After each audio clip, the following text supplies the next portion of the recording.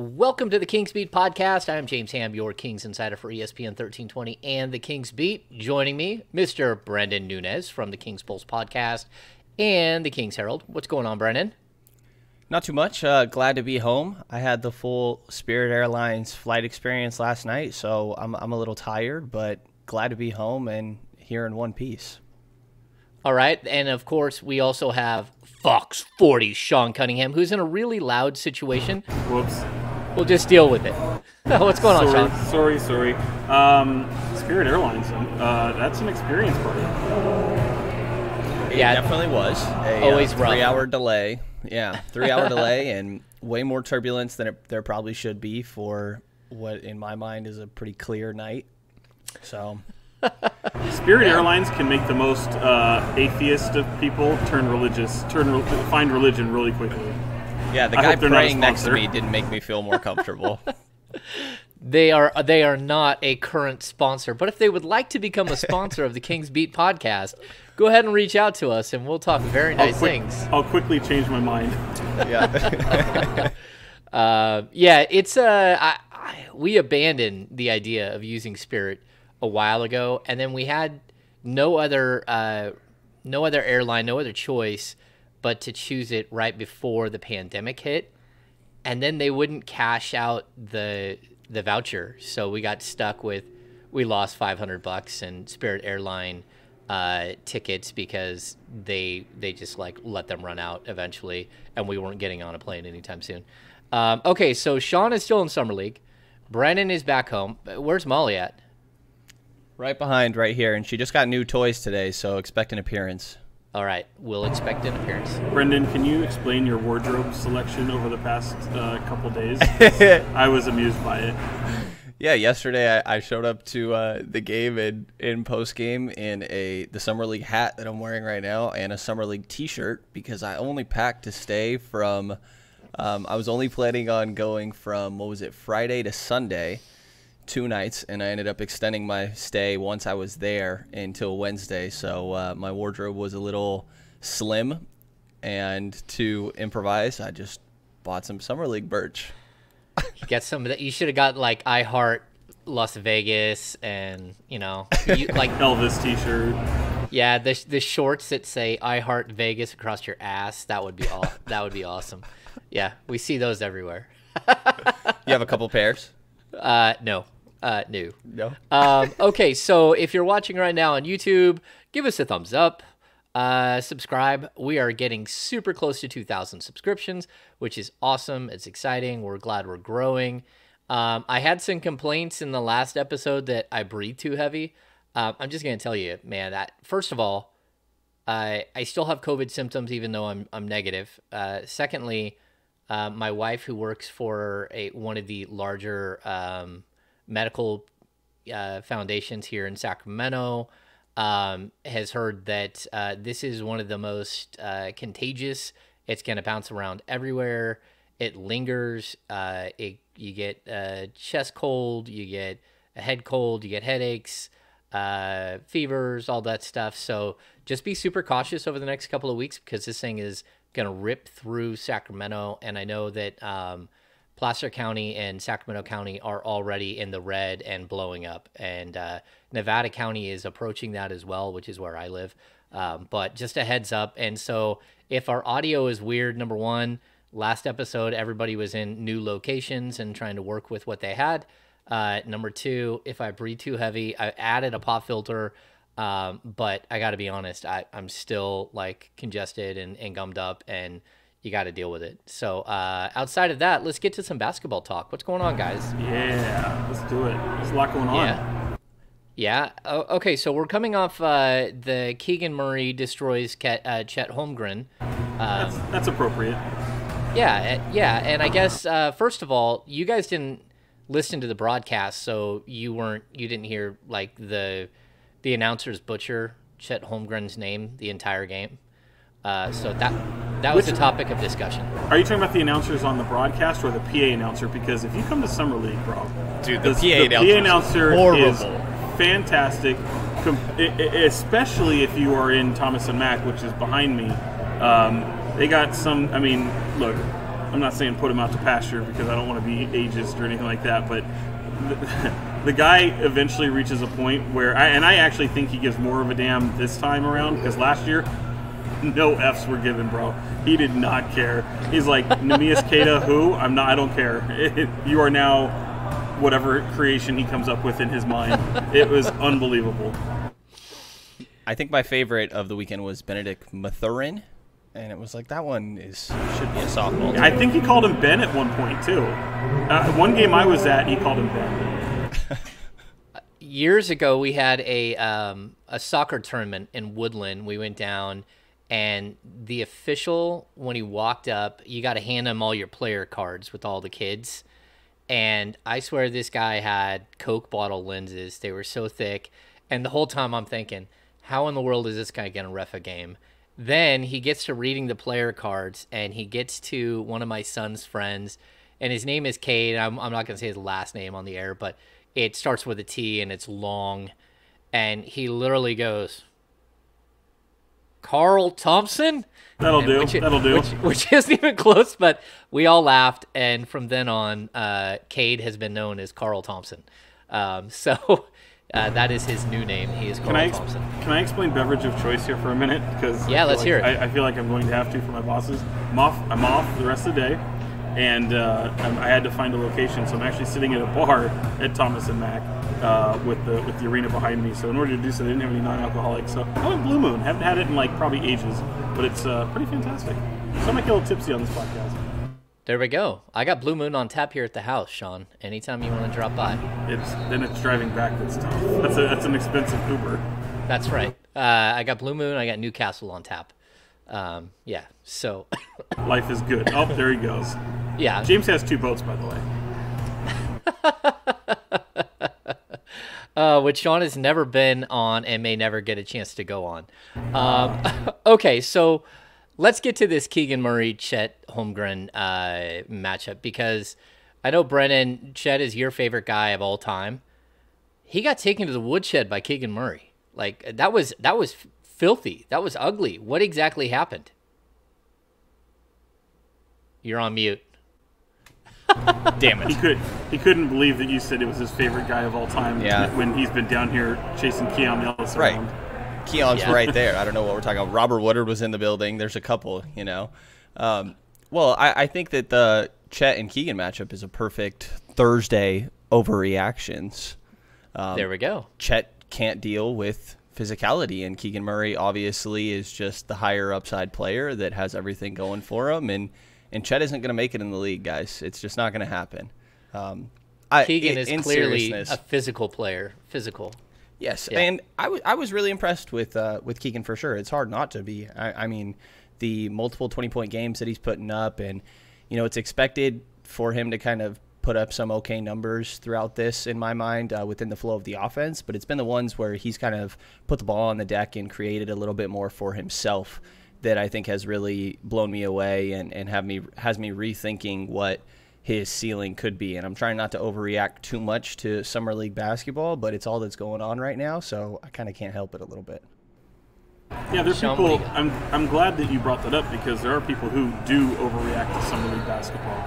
And, we can even go back to before the draft. I think we're identifying players that not only that we're hearing that would be a good fit for the Kings, or hearing that they could be interested in, but we kind of formalize our own opinions as well. And, I think we all famously know that, I was a guy that would have taken Jaden Ivey. That being said, I'm not surprised about anything Keegan Murray is doing. This is exactly what I would have expected from him. I think the thing that leaps off the page to me most, and I keep using that term, because we talk about so much about when a young player, be it his first year, most rookies will hit a rookie wall. Second year, you'll see a different type of player than you did the year before if there's a progression. And some players regress, right? But, I think what's interesting to him that just automatically I didn't anticipate so much, and this can be, I talked to a few people, some view it as bad, some view it as good. But I actually view it as a good thing, because he talked about it just last night, like how instrumental Doug Christie was in his head in being more assertive and aggressive offensively, and trying to get to the paint, trying to draw the contact and get to the free throw line. because 12 of his 16 shots in the game before that all came from the perimeter. And look, I think we've all been really impressed with his corner three and his three-point shooting abilities. But if you couple in California Classic, we've seen two clunkers in terms of shooting, but he's still so impactful. But the part that I wasn't maybe expecting as much, and the part where I said there's some people that think this is a positive, some think it's a negative, is the fact that I feel like the game is already slowed down for him, and he lets the game come to him, as opposed to maybe, inserting his will and kind of being a little bit more assertive on the offensive end and imposing his will. So I think yesterday was a really good sample size of taking a challenge head on, a guy that is a unicorn in Chet Holmgren, somebody that he's probably not going to experience a lot of matchups against somebody that size. But as Mike Brown pointed out to me just the other day, yesterday, before he even took the court against Chet Holmgren, was like, we like to see him go up against the schedule where it's like you've got Paolo Banchero one night, you're guarding Benedict Mathurin the next in certain situations to show that you can guard a two-guard or multiple positions, and then you get this crazy matchup with Chet, and he got him so often. And I thought, like you guys mentioned, and Brenden, I don't think it's an overreaction. I think Chet may have been a little bit. The guys just haven't really had an experience against each other, and I think without having Josh Giddey there to be a playmaker, Chet was in a little bit of a different kind of situation that he's been in Summer League, to where he had to almost rely on him as a primary playmaking option as well. So I think he really struggled as a result of both of those things, and Keegan was able to take advantage. It's just really a shame that the guys around him were really nowhere to be found for a better part of that game. Yeah, I think it's an interesting way that game played out. The bench was horrible. Sorry to call out a bunch of guys who are trying to make it in the league, but that bench unit, every single one of them ran at close to a -20 or above a -20. The starters couldn't keep up with how bad the bench was as soon as they took them off the floor. I'll say this, I am kind of surprised that Keegan has played, it's something like 34 minutes a game in Summer League. I mean, he leads Summer League in minutes played, and it's not even really close. He's also, he's tied for 4th in scoring at 24 points per game. He's the highest scoring rookie that's there, which is very impressive because the rookie class has actually been pretty good outside of, Ivy getting banged up and Shaedon Sharpe getting banged up early. I was super impressed. I love that he went right into the key, had no problems doing a little head and shoulder fake, getting Chet off the ground, drawing contact. Again, he went to the line nonstop. He had one stretch where he missed back-to-back free throws, but outside of that, he just seems so calm. And I like that we got to see a little bit more off the dribble, and that they didn't use Matt Coleman as a backup point guard. So it was Ferrari, and then they kind of went to Ellis for a little bit, which we'll get to in a little bit later in the show. And then they also went to, DJ Stewart and some stuff and things like that. It wasn't a great point guard situation with Matt Coleman not playing. And so I thought that was kind of an interesting decision because it forced Keegan to play off the bounce a lot more. And he does have some of that game. He's got a little stop and go motion to him, and he blew by guys a couple of times going to the left. I was really impressed with that. Just overall, I mean, the kid can do no wrong at this point. Even when he has a bad game, he doesn't have a bad game. And I'm super impressed with him. We'll get to more on Chet. On Keegan later, but as far as what this does for the Sacramento Kings this season, but the fact that he ripped through Chet, that I thought he was equal to or better than Paolo Banchero, and then the Mathurin thing you brought up, he defended Mathurin for a good point of that game. He's been the best rookie on the floor against the number 1 pick, the number 2 pick, and the number 6 pick. And to me, that's really impressive. Yeah, and just piggybacking off of that real quickly, I think it helps that he's got several defensive type players. I mean, we've documented how Keon Ellis and his approach to defense. I think Jared Rhoden was a good portion of a good fit last night as well in terms of the physicality and kind of matching some of that intensity and really trying to bully, if you will, OKC a little bit. And I think that was a direct result of their kind of 19-point comeback the comeback they were trying to mount after being down 19. But I think the two of them, and Roden and Ellis especially, just really being ball hawks and just absolutely swarming with defense. And it's so fun to watch them all of a sudden where it gets into that nut-cutting time and all of a sudden they're just flipping a switch defensively where they know they even Frankie Ferrari, like, knowing how to just attack, and you can almost wonder, like, man, where was this 12 minutes ago? You know, where you can turn that, because it seemed like there was a 10-point deficit for the greater part of that game, and it was just a little bit too much to overcome. But I really enjoyed watching this team play defense, and you can kind of see that they've put some pieces on this team to address some of those needs, and maybe you see them in the pipeline down the future here. Yeah, last year's Summer League team was very similar. They played ball hawking defense like this, and that's why they won the championship. Go ahead, Brenden. Yeah, the ball pressure has been ridiculous, especially in those late game scenarios or fourth quarters as they kind of try to mount a comeback. And at this point, once it started happening in yesterday's game, it was like, I guess this is just what this team does, because you've seen it enough times that it's kind of becoming a theme at this point. The resilience is nice, and Jordy really pointed out post-game that he was pretty unhappy with the effort levels early on in that one, and kind of almost gave the impression that he kind of had to straighten everybody out a little bit.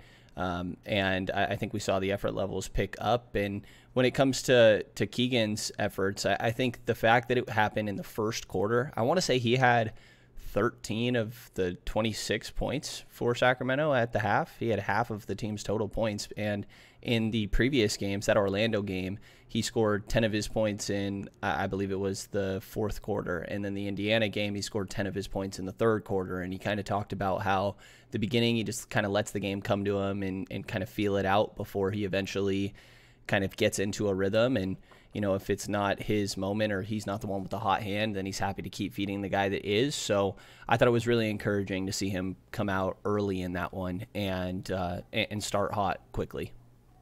Yeah, I think we're seeing like a pretty cool progression of him. I think that was the other thing that really stood out to me. We saw it early in the Orlando game where, like, people can disagree with me if they want, but he looked completely overmatched in the first like 5 to 7 minutes of the game. And then you saw him like figure it out and then start to improve. And then all of a sudden he's the best player on the floor. We're seeing him learn and grow in the moment. And I think that that is a really, really good sign for his rookie season. I think he is going to be a player that can make adjustments. The Kings are a team that, like, historically are really bad at making adjustments. They don't make end-game adjustments hardly at all. It's why they get absolutely thumped in the third quarter all the time. And having a player that can kind of figure it out on the fly, I think it's good. I think he's going to be impressive. He's not going to be a guy that is just like a fourth or fifth option in the starting rotation. He's going to be a ball player, I think, in his rookie season.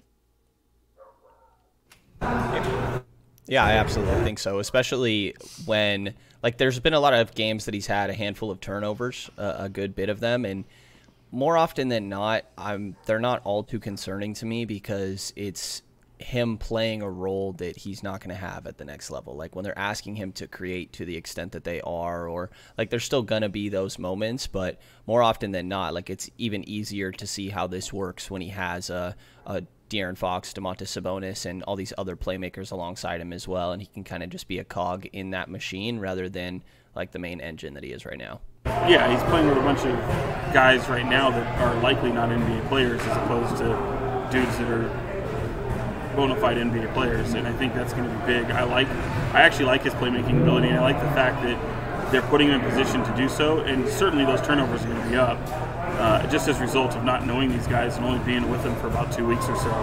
But I still am blown away at how impactful he can be, even if the shot's not dropping, even if there's turnover factor, because you just look ahead, like you mentioned, Brenden, and you look ahead with the ball's rolling through Sabonis, and he's in the corner, and if he comes out and he can stretch the floor, whatever he can do, or even just attack the hoop with some, baseline cuts or what have you.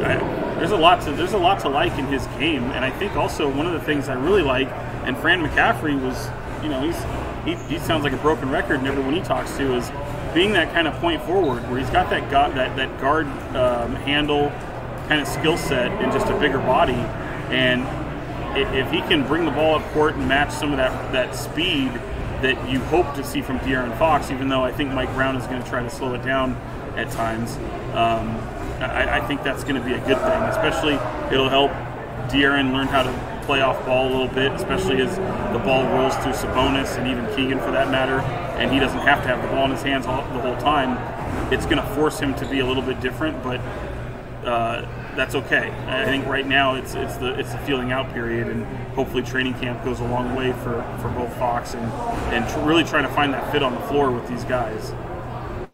You know, Sean, you brought it up that he's playing with a bunch of players that are likely not NBA players. It kind of brings us to the discussion on Neemias Queta and Keon Ellis. They're both two-way guys, but both of them have shown plenty in the summer league. I was shocked that they ran Neemias out there. I know it was his birthday, but he clearly wasn't 100%. He finished the game with like 1 rebound and 1 point after being spectacular over the weekend. I thought he was just absolutely dominant before he hurt his calf. Number one, like, has your opinion changed on Neemias at all? And just where do you see him, like, with this team going forward? I mean, is he a fringe NBA player, or is he a guy that you could see maybe, you know, halfway through this year getting a little bit of a look and then maybe a lot more next year? No, I think for him, where he's at, it's right where he needs to be, because I don't know if he's an NBA player yet, but being a two-way player is still going to help him a lot. I think his body is a little bit trimmer. I think the footwork is still a work in progress. His hands are not the best, but I feel like where he's at his best is when he focuses strictly on defense and is more of a rim runner a little bit and is able to kind of feast in the paint, because I sometimes feel when he feels he has to score, that's where all of a sudden it kind of goes to shit, where it's just not the product you want to see, and all of a sudden it becomes more mechanical than a fluidity to his game. And I was really impressed over the weekend. We talked about it, James, you were, I think Brenden too, we both kind of talked about how we were a little bit disappointed in what we saw from him in the California Classic. I think last night, granted, his body's stiff, he didn't look as dominating as he did. And even though he had that great game on Sunday, I still felt, and because I was watching him, like he felt like he just looked uncomfortable, and I think we talked about that. But I feel like the role he tried to play in that game was different than the role he was trying to play last night.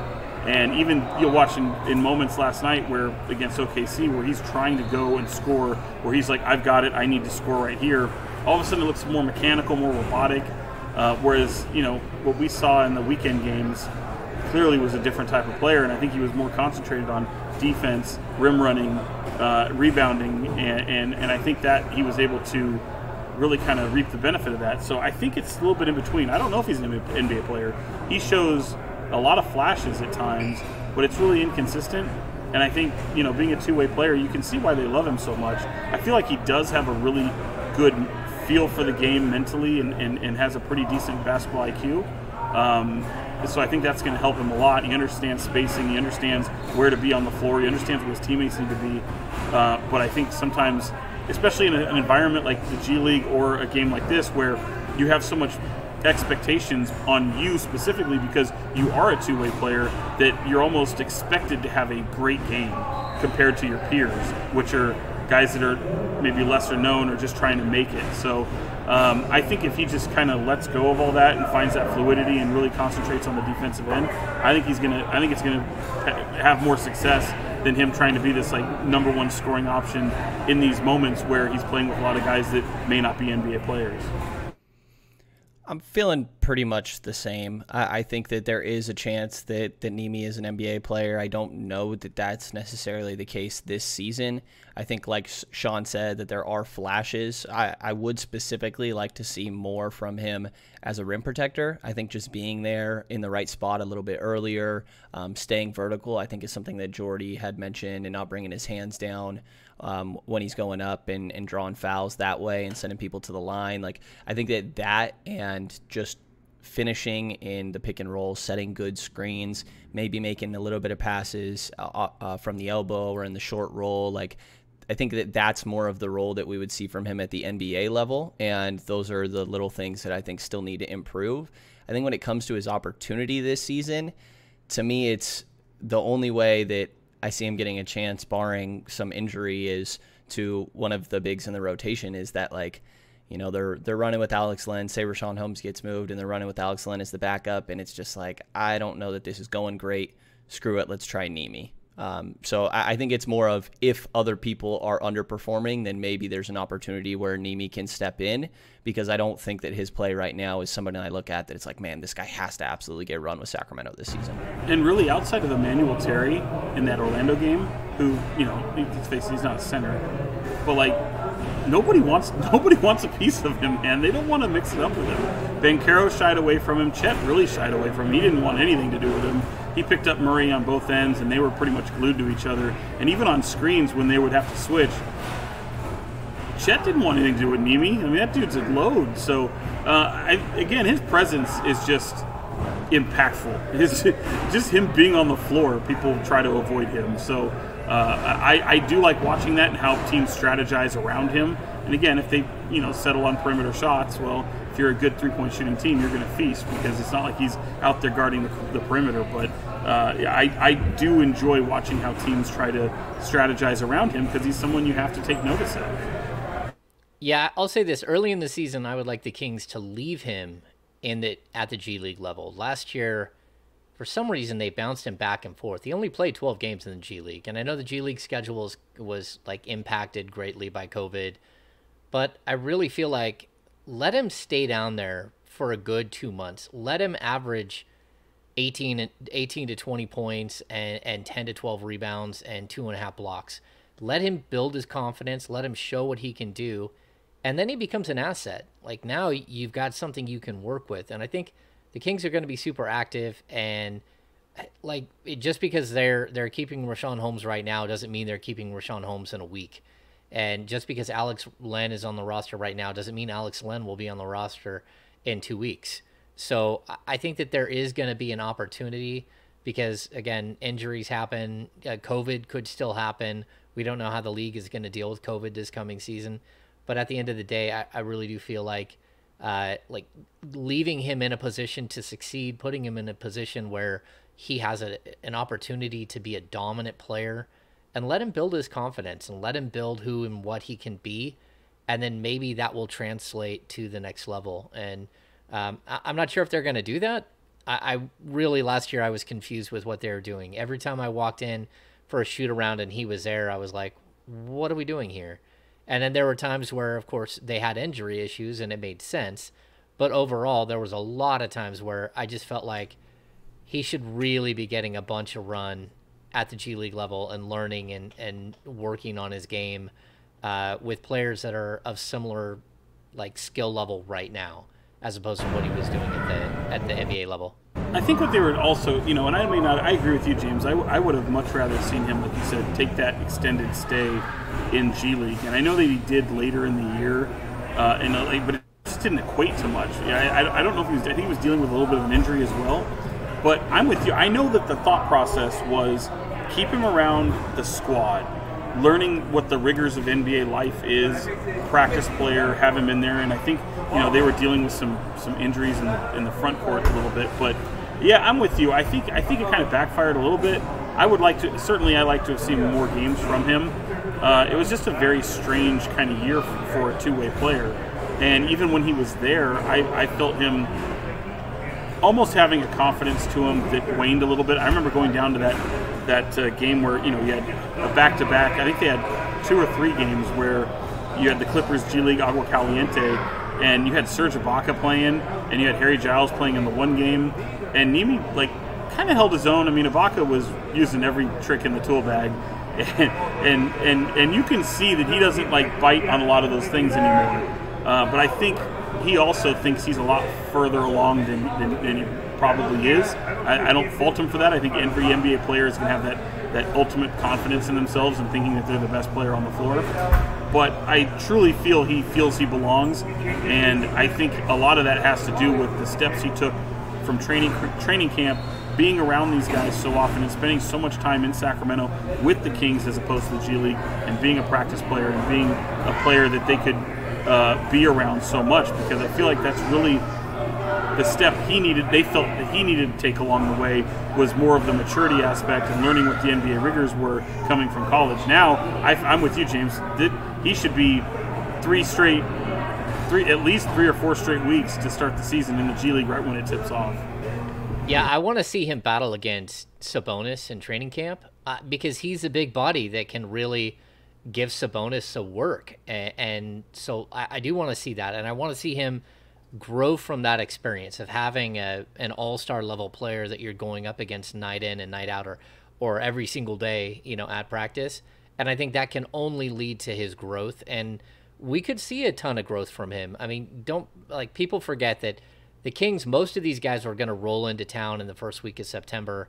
Training camp doesn't start until the last couple of days of September.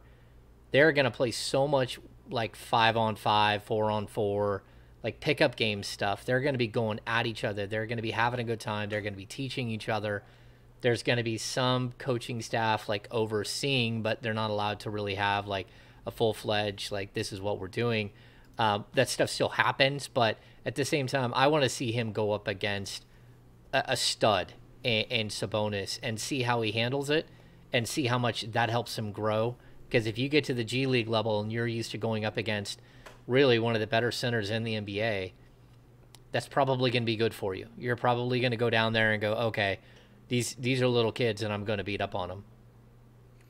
Yeah, his physicality is something that's interesting to me because I'm kind of torn. I think he has a lot of nice finesse finishes, but in my mind, especially when it comes to finishing, there's guys that kind of like to slither around contact and be a little bit more finesse, and then there's guys that just power through.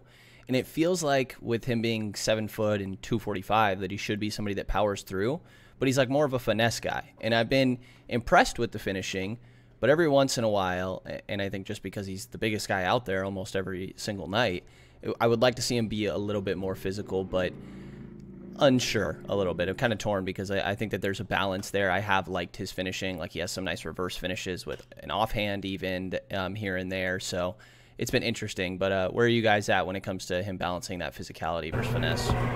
Yeah, I don't know. It is an odd balance because there's a lot of times where he needs to go up stronger with the basketball. A lot of time he just has sometimes a hard time holding onto the ball, and I feel like he's got better hands than we've seen. It's really maybe we're just wrong there. I mean, James, we've seen him fumble the ball a lot, and maybe that's because he's playing with a bunch of guys he doesn't know. Maybe he brings it down a little bit more than he should. I don't know, man. There are some concerns there. I think sometimes he tries to go up hard in his finish, and he either loses the ball, misses the dunk. It's a bit of a fun house, if you will. You have all sorts of possibilities that can happen. I still feel confident every time he goes up to dunk that he's going to finish it, but this summer league stands out a little bit more than most. Even last year, I felt like he had maybe more impactful finishes around the hoop than he did this year. I think that game against Indiana, he was sensational, and everything. Once he left the game and it opened up, all of a sudden Indiana came back because he wasn't on the floor. But he was finishing pretty much everything during that time against the Pacers. Yeah, when I look at him, I still think that I think his hands are pretty good. I think he's got soft hands and he's got a soft touch around the rim. I don't hate his footwork. I think that in the pick and roll, he's pretty good. I think he's learning how to close out on guys. Overall, I'm not that concerned there either. The problem that I think that we're all running into is that his top half and his bottom half are connected by a core that isn't there yet. And so that's limiting his ability to read and react as quickly for shot blocking. He's still, I think he's tied for the lead in block shots at Summer League. He had that one crazy block where he just took the guy, hit him right in the chest, and then just swatted it away like a volleyball block. But for me, I still think that a year with a training staff, of a professional training staff, working with him every day to sort of tighten up the middle and really give him that ability to move more fluidly will really, really help him. And I think he's got a really, really high ceiling still. And I'm impressed by everything that he does. And the second you take him off the court, the Kings are not nearly as good in Summer League. And even during the regular season, when he did get opportunities to play, his ability to be so impactful as a screener is crazy. I mean, we heard it all the time that Quinn Snyder was always pushing for, what was it, the screen assist? Yeah, and Nimi gets like 4 or 5 every game. Like, he would be one of the leaders in the league in screen assists. He just clears so much space, and he has no problems doing it. And again, I think the cool thing is that the Kings have another player who does play a similar style in Sabonis to him, so he can glean a lot from Sabonis and really take in a lot from Sabonis. Let's get to Keon Ellis, because I've loved everything that Keon Ellis has done in Summer League. He's shooting 57% from 3, which is just shocking. He's so disruptive defensively. Late in games when they need him to turn it up, he's crazy and all over the place. He makes some mistakes, but then in this last game, they decided to put him at the point. And my goodness, that was a hot mess. And, it used to be with Tyreek Evans, they would say NAPG, not a point guard. And that's clearly, like, right away I was like, oh, man, he's not a point guard. Don't do that again. And I think the Kings are like, look, we really like what he's doing, and we have a hole at the backup point guard, and we might as well give him a look. But I kind of feel like it was unfair to all of the other guys, to McDermott, to O'Connell, to Sestina, everybody else who was playing with him, because he just doesn't have a natural point guard feel to him. And I thought that was a bit of a disaster, and it's probably the reason why they lost that game on Wednesday, because they chose not to run Matt Coleman out there to kind of solidify that second unit. What were your guys' thoughts on Ellis? Brenden, I know this is your guy. Yeah, I mean, the decision-making is what's going to make or break Keon Ellis in my mind. Can he, and he'll be a fifth option on an offense at the NBA level if he does get that opportunity, just hit the shots that come his way and keep the ball moving. But attacking closeouts and then making the right pass from there, like he had, I think, a lob early in the Orlando game to Nemi that was intriguing, but I think that was a play that they drew up, so it wasn't like a read and react type thing. And this is just who Keon Ellis is. His last year at Alabama, 59 assists and 52 turnovers. Like, I think it's known that he's not a great decision maker. He's seen as a 2, and part of the reason people were so skeptical when he measured in at 6'3" and 3/4 compared to 6'6" is because, I thought this guy was a wing that was guarding 2 threes, because he's certainly not a 1. And it's like, okay, well, maybe he's just a 2. So I thought it was a little bit confusing. I don't hate trying it, but I think I would have guessed that it wasn't going to go well, and sure enough, it didn't. Well, I'll say this. I mean, look, Matt Coleman has the deal to go to Istanbul. I was talking to him the other day, and, barring an opportunity with the NBA or a G League team, he's going to go. I think he got a good enough sample size from what Matt Coleman is. He was on the championship Summer League team last year. And, look, Keon Ellis is part of your future in terms of at least a G League team. Sorry, I got really distracted. There's some sights, I will say, on the concourse. I apologize for that. Keon Ellis, take 2, is unbelievably part of this team's future in terms of a two-way player, and I think they like him even beyond that right now. And it's you want to get more of a sample size of him with the ball in his hands. So I was completely okay with it. Yeah, you're right. It didn't look great, and it's certainly something that's going to be his Achilles heel, something to work on. And you hope by next April, May, that you have a good enough sample size that you can analyze and say whether or not you like certain things, if he's showing progress, or put him in the right situations. I spent a little time with him today after practice, and I really like his edge, man. Like, I know I've talked about it before in previous podcasts and interviews. Like, guy being like a bulldog is just, it's there, but he doesn't shut up, man. Like, he's communicating, he's talking trash. He likes to be this guy that's almost like a Patrick Beverley, if you will. And I didn't bring that up. I know he's got a very, which is funny because, you see the colored hair, and I asked him, I was like, oh, did you do that on your own, or are you kind of, stealing John Morant's style here a little bit? And he's got a red and a green color there that you'll see in his braid. And he's like, no, I kind of got the idea from Ja. I like Ja a lot, and now he wants to find a purple one. But he's an interesting dude, man. Like he knows that he's got the two-way, and he's not satisfied. There's a hunger there, and I think immediately he just recognizes what's out there for him and what this team needs, and how he's going to leave his mark in this league. And it's just so different than what you see from so many players, because he really takes a shine not only to defense, but just making these crazy plays where he'll dive for a ball of a guy dribbling in front of him. And we've seen it twice already. One time it resulted in a foul, the other one ended up in a turnover. He's just disruptive, and I think he loves being disruptive. But I'll tell you this much, man, his teammates love him. He was talking about today, I was like, is there a pressure? Like, everyone feels pressure, but is there a let up a little bit, knowing that you have the security of being a two-way player? And while he acknowledged that, he said, no, but the aspirations, of course, are bigger than that, and that's to be expected. But he's keying on everything. He knows that he has in his tool bag exactly what the Kings covet the most. And if he can add some playmaking ability to that, boy, look out, because his corner three is. I'm confident every time he launches it. I don't know about you guys. I mean, I think he's hitting it at a high rate, and I know his teammates are speaking the world of him. I mean, Keegan loves the guy. I mean, the dude is shooting 57% from three. I mean, and he's taking a bunch of shots. I think it's been really impressive. I like what he brings in. I guess that would bring us to the other discussion.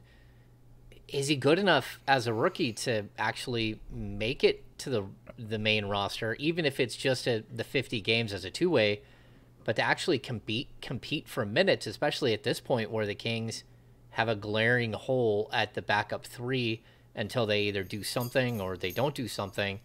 They still don't have a ton of depth at that three position. They got plenty of guys at the two.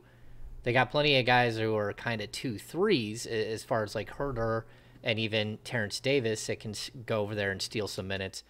But a disruptive defensive player they don't really have. And I'll also say this, I think it's a little bit unfair to critique him as a point guard when you put him with the second unit as a point guard. If you would have shifted Frankie Ferrari to the bench and said, hey, look, we're going to give Keon Ellis a day where he's running the point, but he's got Nemi and he's got Keegan Murray and he's got the team that's been playing together, and then swap in somebody else as a shooting guard, I think that would have been a little bit more fair and a little bit more representative of what he would face, because there's going to be very few times where you could see him stepping on the court where he's not going to have players around him that know what they're doing. Yeah, I think relying on him in any sort of scenario for Sacramento's roster this year is not advisable, but I do think there's a chance he could be a somewhat impactful bench piece this season. I think that it certainly would take him showing a lot, because there's a lot of two guards, and I don't really think that Keon's playing the three. It would have to mean that Herter or TD, like you pointed out, is playing the three a little bit more often, and maybe that hole doesn't get filled, so we see some smaller lineups. I don't think he's your third string point guard. I really don't think that the playmaking and handle is there. So I think that in theory, he's a guy that should work in the NBA pretty quickly, but also, I think that there's probably better options right now. Unless Terrence Davis goes out there and you're just really not liking what you're seeing, maybe Mike Brown isn't happy with his production on the defensive end. I could see Keon Ellis doing well when given an opportunity, but it's with the current state of the roster, I don't look at it as he's for sure going to get that opportunity.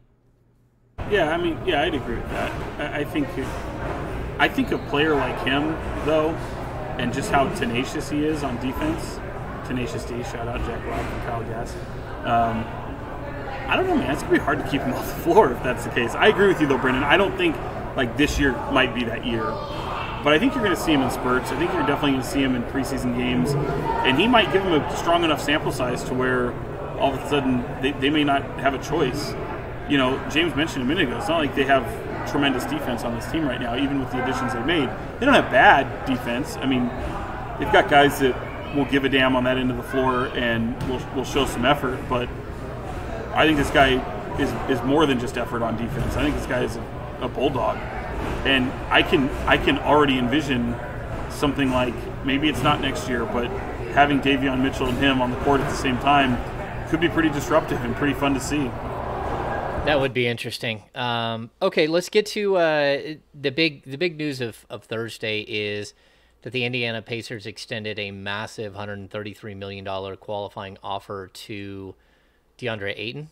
And it sounds like we're hearing that the Suns are going to match in that transaction. First of all, the Deandre Ayton thing, I think maybe would have worked in Indianapolis. I'm not completely convinced of that. I think he can play. He's shown that he can play with a point guard like Chris Paul, so I would at least like to see what he could do. But I also know they still have Miles Turner, and they still they brought back who's the power forward they brought back? Jalen Smith. Yeah, Jalen Smith. So they do have a bunch of guys to put in the lineup. But in that transaction, it's unfortunate the way the NBA works. In order to extend a qualifying offer like that, you have to actually make a transaction. You have to actually clear the space, even if you don't get the player. And the Pacers have had to waive Dwayne Washington. Are you guys at least a little bit intrigued by Dwayne Washington, who was a two-way player and then made his way onto the Pacers last year? Pretty good three-point shooter, pretty decent all around. And it's a $1.5 million. It's a league minimum deal, and you can actually claim him on waivers if you were the Kings. Are you interested or no? A little bit. Like, he's 22. He shot 37% on 4.5 triples per game last year, and the reason he's getting so much run is because Indiana's roster was a mess. I don't know that. I don't know how to feel about him and where he should be in like a playoff team's rotation, if he even should be in it. I thought he was taller than 6'3". We just saw him in that Indiana game that took place the other day, and I think that he's pretty impressive out there. Like, I certainly wouldn't mind giving him a look, but he's not somebody that I'm thinking they absolutely need to snag him up, especially because that size primarily. If he was a 3, I'd feel different. Yeah, I feel like they could do better, but if he ended up being in training camp, certainly let's kick the tires on it. I like the skill set for the most part, but I think he could do better. There's not a whole lot that excites me there, but given the pieces that are around, and obviously you've got his pretty cheap contract there, so I could certainly see them having a kick the tires moment for him, but it's not necessarily something I'd be running after him and trying to lure him to Sacramento. But if they did, I could understand at least what they like in him and see if it fits well with the pieces you have around him. But I don't really envision him having a whole lot of role here in Sacramento. Nick Stauskas is the real gem here.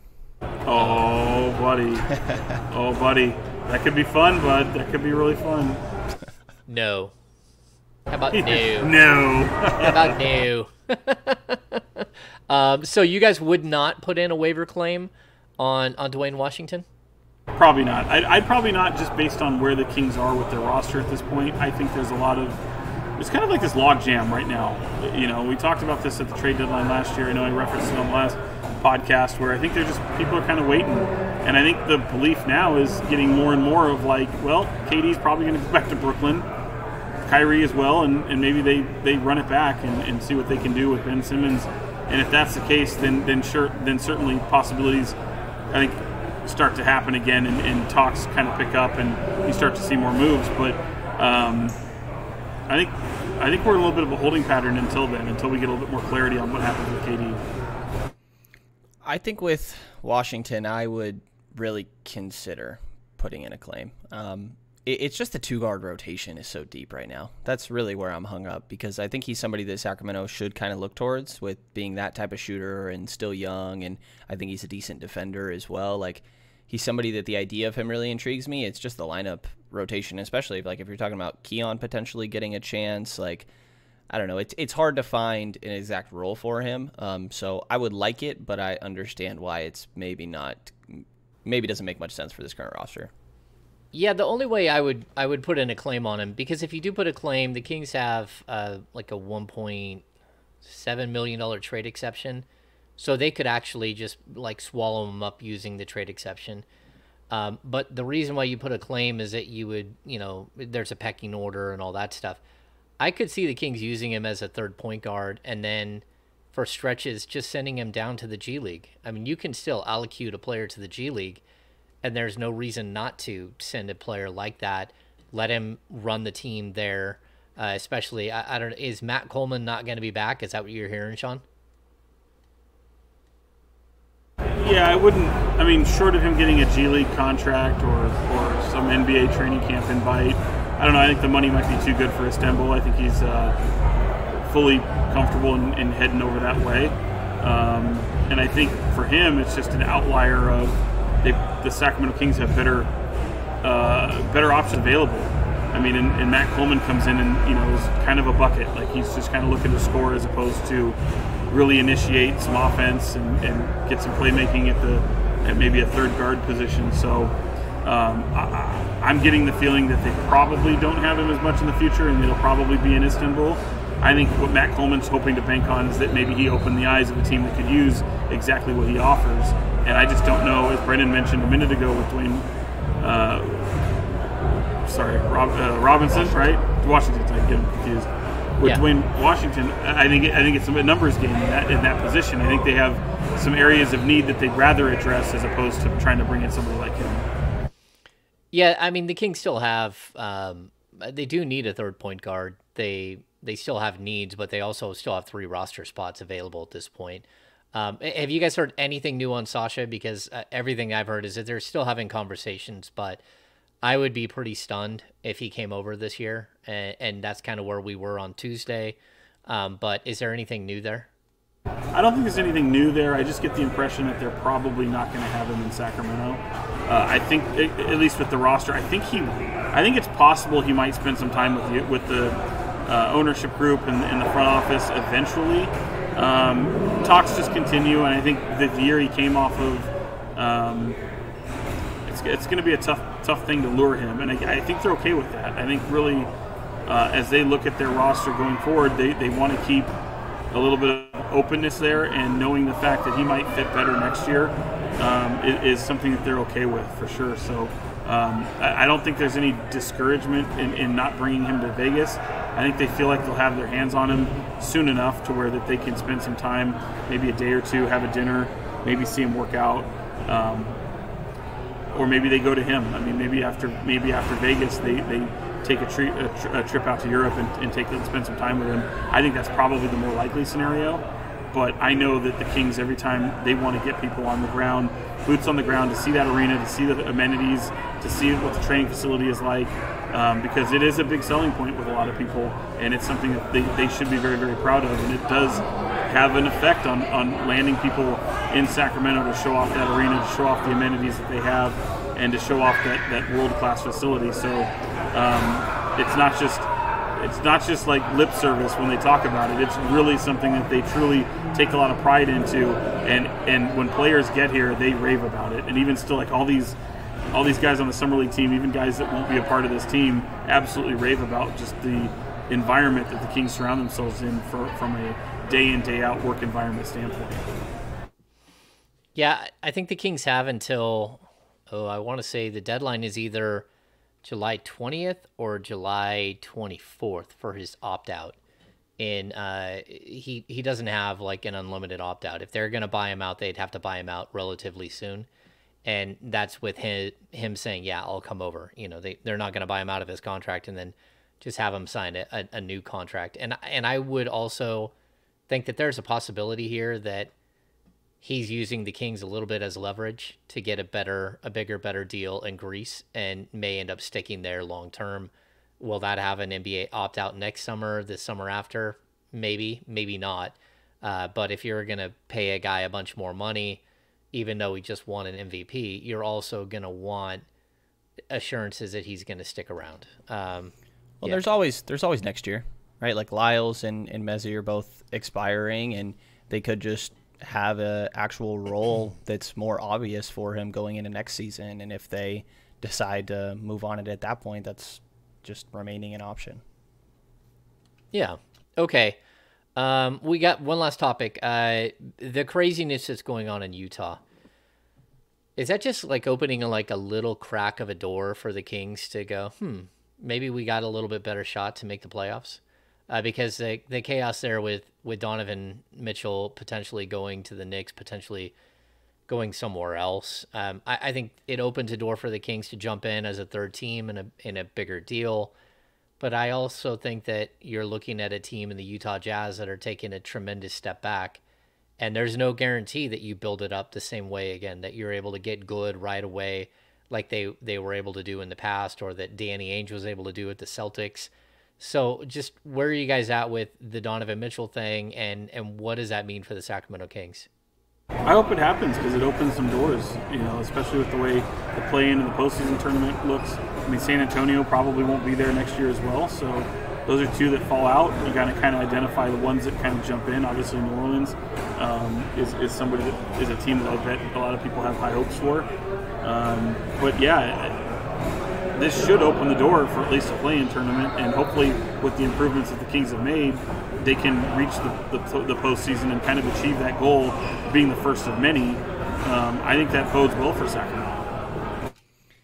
Yeah, with the moves they've made, I mean, the door hopefully already was pretty open, and ideally you don't need these other circumstances with the kind of way that the Kings are seemingly all in on making it happen in the near future and starting to win some games and break this postseason drought. But it undeniably helps. Like, there's a handful of teams now. I'd be shocked if Sacramento's not better than Utah next season. It feels like that should be the case with where we're at right now, and especially if they move on from Donovan Mitchell. Like, is Mike Conley going to be on his way out of there? There's a handful of other guys. It almost feels like we could see a fire sale here. Bojan Bogdanovic. I think there's a handful of interesting players on that roster that we could see go to different places, and it'll be interesting to see which ones go to different teams in the West compared to the Eastern Conference. And I think that more so the Kings will be affected by where some of their pieces go, because maybe they could help improve other aspects of the Western Conference here, because in my mind, Sacramento should already be better than what Utah's roster is next season. What happens with the Lakers, though? Let's pretend we're living in a world where they're not going to land Kyrie Irving, okay? They don't land Kevin Durant, and they're essentially a similar team to what they were last year. It's a run it back. Maybe they're a little bit more healthy. Obviously, LeBron's injury really crippled them. AD, the same thing. Do we feel like they're in the discussion for the postseason play-in tournament? Do you feel they've already fallen out and they're just not as good enough? Because I kind of feel that they'll be better. Should they be a little bit more healthy? But I don't really see them being any higher than an 8 seed. Yeah, I think they're a mess. But that doesn't mean that LeBron can't carry them to a playoff berth. I mean, he couldn't do it last year, and he was absolutely phenomenal. I'd also look out for Portland. Portland's the other team that's made some strides during the offseason. Jeremy Grant, they get Dame back for a full season. Nurkic is back. That's a team that I would look at and say, okay, could they do some damage? Maybe.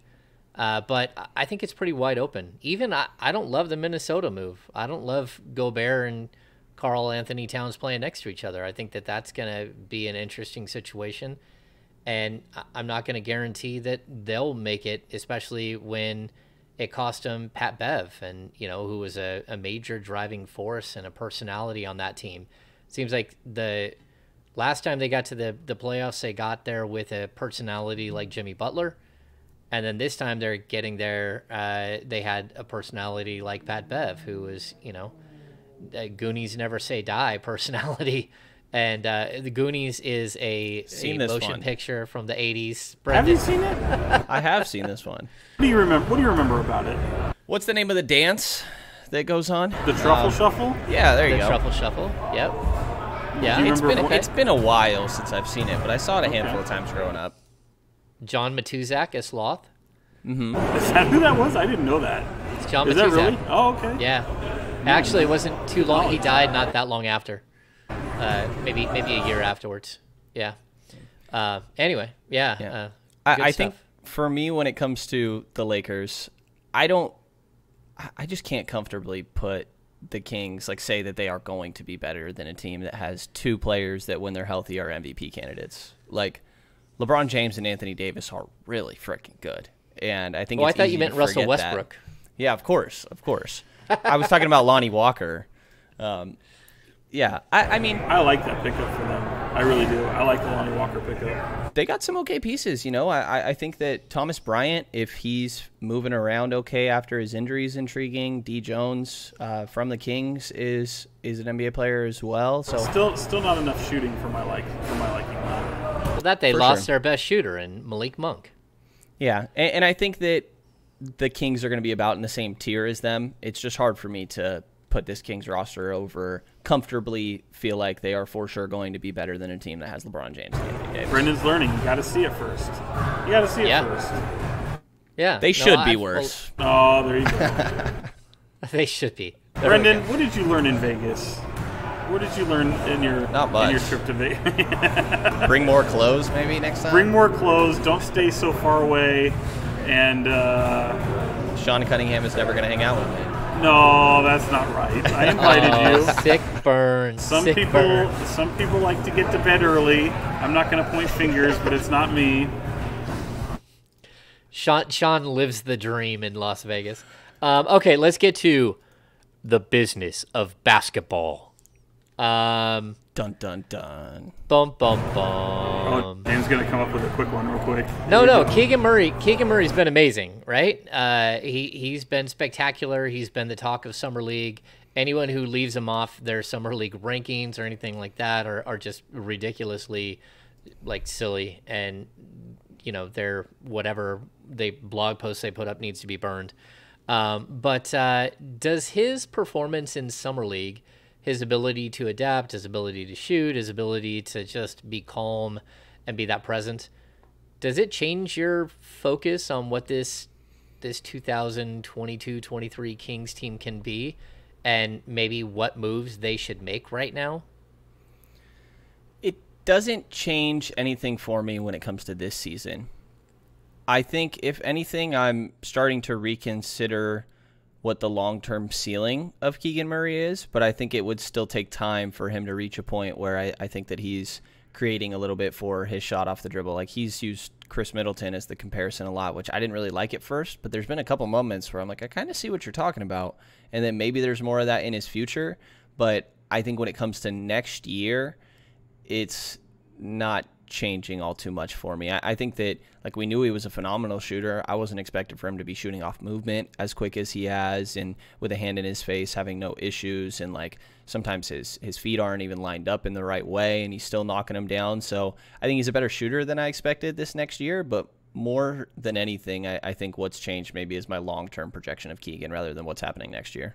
Yeah, that's a tough question to answer, James, because, again, I don't feel like I'm really surprised about anything that Keegan has done so far, and it hasn't really changed my mind as opposed to what lies ahead in this season alone. I think we'll get some of that answered in training camp and just kind of seeing with those veteran pieces and what the finished product of this team could be. But certainly you see him playing a role. I think there's some people who think that he could be a starter. I don't know if I'm there yet. I probably am not there yet, to be completely honest. But I could see it, and I think he'll be starting games this season should things go a certain way. And if some of this trickles over to the success that he has in summer league and bring that into the season, but no, I don't know. I don't think I can. I don't think I'm there yet to where I can really answer that. I would say that if I had to pick one gun to my head, I'd say no. Only for the sense of I think he's going to be impactful. I just don't know that you're going to see the opportunity exist as much in the early going, maybe in the later going. I don't know, but I feel like this team's going to still make another move, and this team could look dramatically different. I think Fran McCaffrey just sat behind you, so you should be careful what you say about Keegan. But I'm interested that you don't think he's going to be a starter right away. I completely disagree. Keegan Murray is starting on day one. He's going to play 28 minutes a night. If the roster stays as is, certainly I can see a pathway to that. I can also, guys, I don't remember, sorry, Vegas is blurring here, but I don't remember if we talked about this, but I think it's quite possible you can see a starting five of Richaun Holmes, Demonis at the 4, Harrison Barnes at the 3, Kevin Huerter at the 2, and De'Aaron Fox at the 1. I really feel you can see that type of lineup at some point. That could be your opening day starting lineup if no moves are to come. Now, I don't think any of us believe that because I think we're looking at some of those players and saying they're probably not going to be Kings players. I think that's just, but you also have to brace yourself. And James, I think we've learned this over the past couple of years, where it's like just because they'd like to move a guy doesn't mean they will. And you could very much end up with those guys on your opening night roster. And however training camp bears out, Mike Brown, especially with the way he might be willing to play with this roster, might rather see somebody like Davion Mitchell, somebody like Malik Monk, and somebody like Keegan Murray coming off the bench. Interesting. I'm still going with Keegan Murray starting at the 4 and playing 28 minutes a night. But I'm just not convinced. I'm not convinced yet. I mean, look, he's certainly going to play. He's going to be a rotational player. He's certainly going to play. Whether he starts yet, I just don't have clarity there yet myself. So, again, I think you have to see what the team looks like. Yeah, I think that Monty and Wes took a flyer here. They stepped out of the box and took him at 4, and That's not a flyer. Was it a flyer? Well, yeah, I think that they, like, league-wide, they heard it, you know. And so, no, I don't think it was a huge risk because you're looking at 4 versus 5 versus 6. I mean, he was going right there either way. Not Fran McCaffrey, I can confirm. I know. Oh. just for the people on the audio portion of this. The people out there. Okay, hey, get away from me. Who's this guy? Let's get to a couple of things. Number one, Sean, I want to throw this to you. Spencer Webb passed away, Sacramento native tight end playing at Oregon. Number one, I'm sorry to hear that because I know you spend a lot of time with high school sports and getting to know some of these kids, especially the elite of the elite. So what do you got for us there? No, thanks, James. I mean, it's really sad. It's really sad. Spencer has had a interesting life. A lot of hurdles in his life, and still ended up at a private school in Christian Brothers, and his brother was a huge reason why. And he was a standout. The guy played for Dan Carmazzi for a long time, then Tyler Allman, and really kind of changed his own path for life.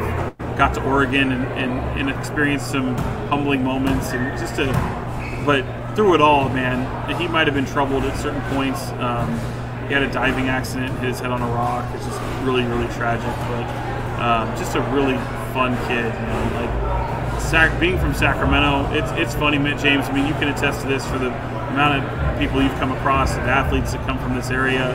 He was he was a kid in a long line of people who come from Sacramento, wear it on their chest, love it, and it means something to them. And he had gone through a lot of tough things. We did, when I was at ABC 10, Lena Washington and I had done stories with him.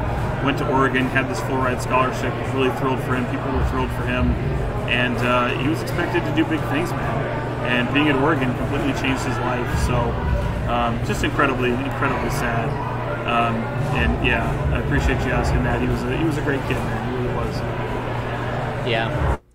Okay, and then not to leave you out of this, Brenden, but Sean, you were able to sit down with Mike Brown yesterday, and just how did that go? It was great. It was weird that he hadn't done it yet. I know he had done a radio interview with 1140 with our friend Nick Cattles, but he hadn't done any local stuff yet, and I think a little bit was that by design, but it was just great to get him to finally hear from him. We hadn't heard him talk about the draft pick. I mean, you could easily pull him aside and talk to him for a few minutes, and he'll talk your ear off. But one thing I'm really excited for people to see from Mike Brown, because look, we know how Sacramento Kings fans are, man. Like they're a passionate bunch, and a lot of them only watch the Kings. A lot of them don't watch what happens in other teams and other markets. They're so hyper-centric around the Kings.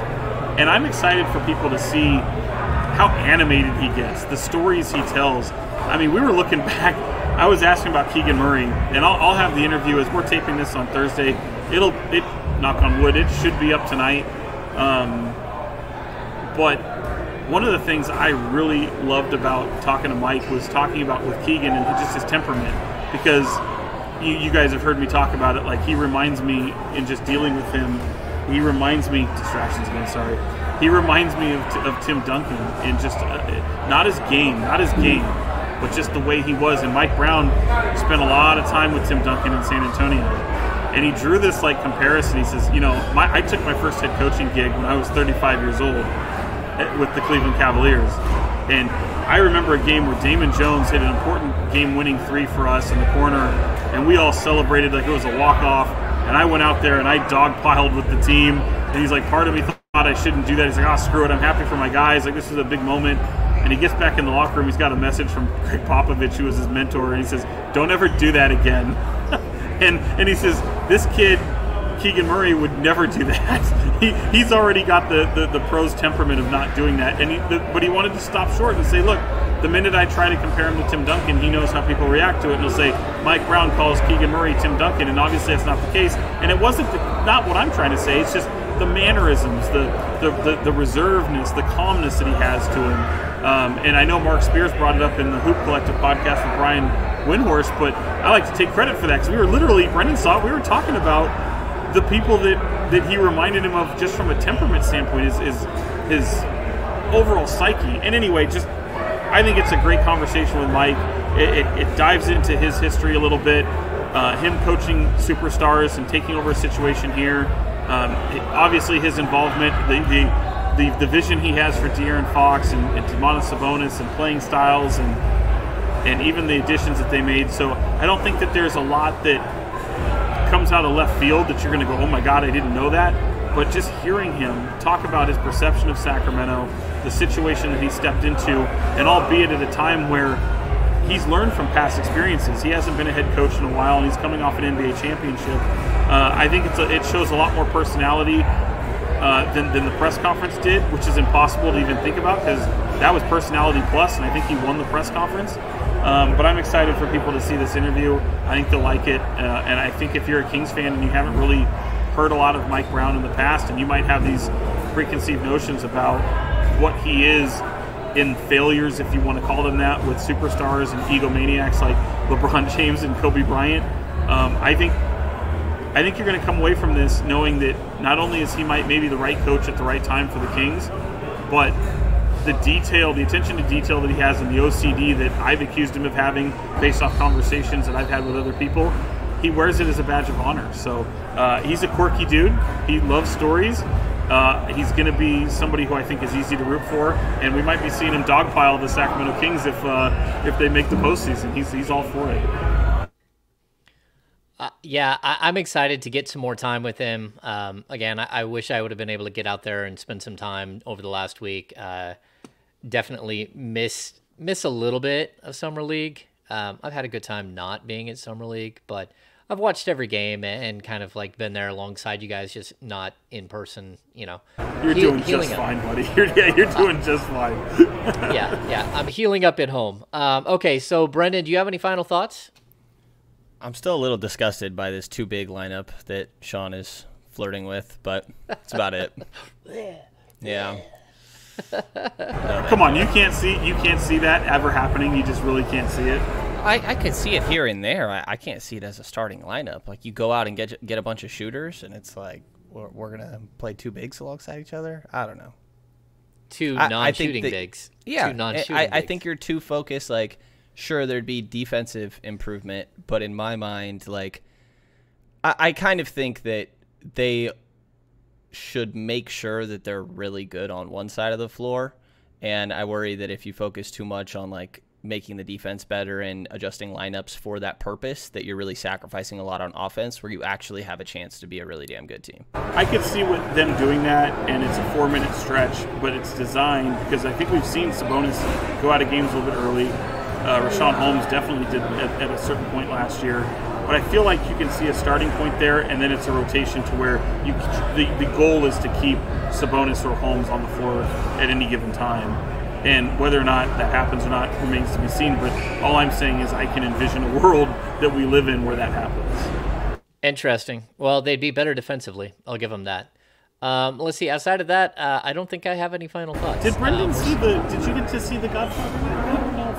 I did not. But I can watch it tonight. Actually, I got nothing going on tonight. I'm rewatching Summer League games, so I think I could fit in The Godfather. Rewatching Summer League games. I'm just pulling clips from Keegan.